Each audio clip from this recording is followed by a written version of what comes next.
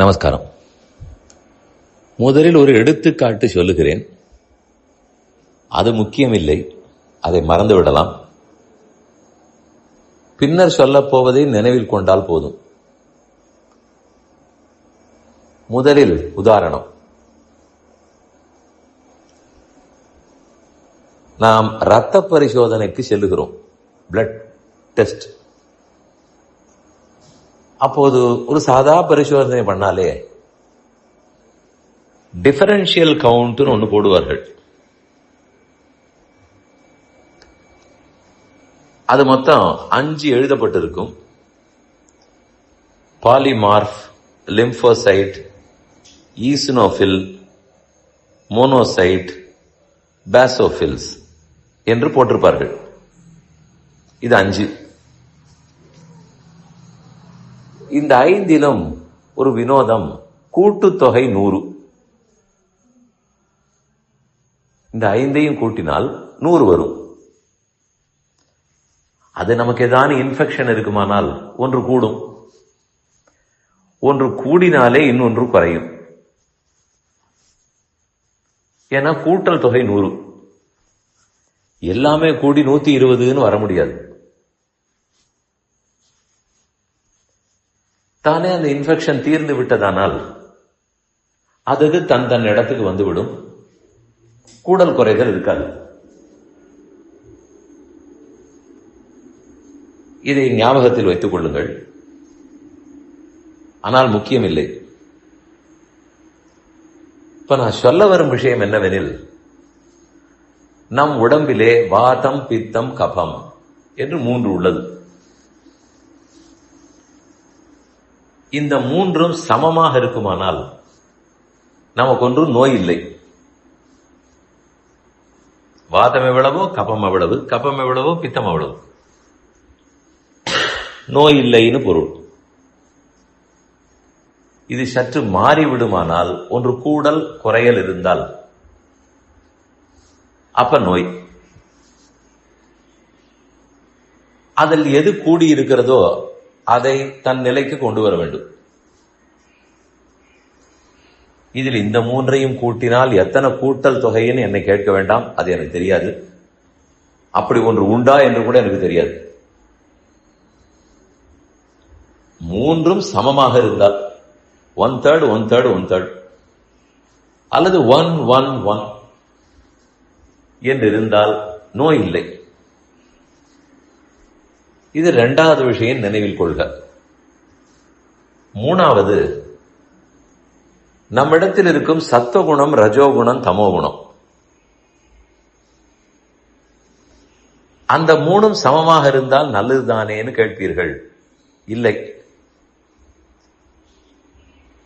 3ம் சமமாக இருந்தால் என்ன ஆகும்? 1/3 1/3 1/3 என்றால் ரஜோகுணமும் தமோகுணமும் அவ்வளவு நல்லதல்ல. அந்த 2ஐயும் கூட்டி விட்டால் அதுதான் 2/3. 3ல் 2 மடங்கு. சத்துவகுணம் 3ல் 1 மடங்கு தான். நம்மால் வாழ்க்கையை ஞானம் பக்தியின் அடிப்படையில் நடத்த முடியாது. தெளிவு இருக்காது, குழம்பி போவோம். ஆசையும் சோம்பலும் அதிகமாகிவிடும். அதனால் இந்த 3ம் சமமாக இருந்தால் ஆபத்து. ஏற்கனவே சொன்ன வாதம், பித்தம், கபம் சமமாக இருந்தால் நோய் இல்லை, நல்லது. இங்க அப்படி அல்ல. சத்தம், ரஜஸ், தமசு சமமாக இருந்தால் பாக்கி 2ம் எதிர்த்து நிற்பவை 2 மடங்கு. சத்தகுணம் சிரமப்படும். அதனால் சமமாக இருப்பது வேண்டாம். இன்னொரு இடம் சொல்லுகிறேன். மூல பிரகிருதி, த பிரைமார்டியல் மேட்டர், அதை வைத்துக் கொண்டுதான் பகவான் உலகத்தை படைக்கிறார். அது முழுக்க சத்துவம், ரஜஸ், தமஸ் இருக்கும். 3 குணங்கள். அந்த 3ம் சமமாக அதில் இருக்கும் வரை சிருஷ்டியே நடக்காது. அந்த 3ம் சமமாக இல்லை, ஒன்று கூட குறைய என்று ஆகிவிடுமானால் அப்பதான் சிருஷ்டி, அப்பதான் படைக்கவே ஆரம்பிப்பார்.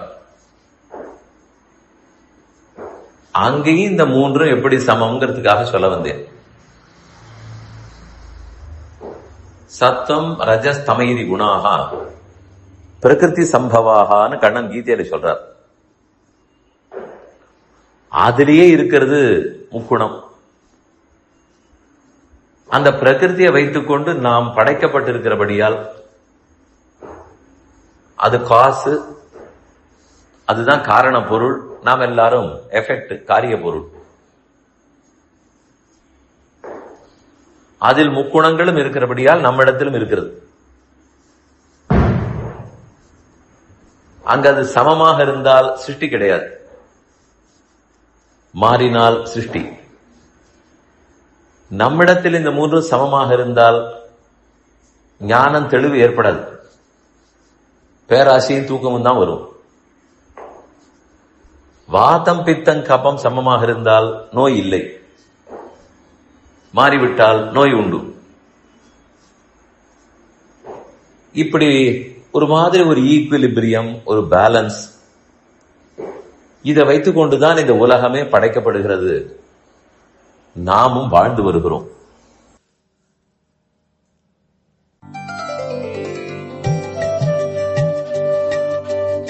இந்த என் பணி ஆடியோவை உங்களுக்காக வழங்கியவர் வேலுக்குடி ஸ்ரீ கிருஷ்ணன் சுவாமி.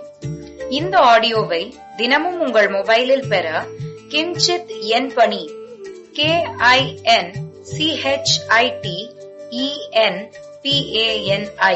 என்ற ஆப்பை கூகுள் பிளே ஸ்டோரிலோ அல்லது ஆப்பிள் ஐஸ்டோரிலோ டவுன்லோட் செய்து கொள்ளவும். தினம்தோறும் இது போன்ற உபன்யாசங்களை கேட்டு மகிழவும்.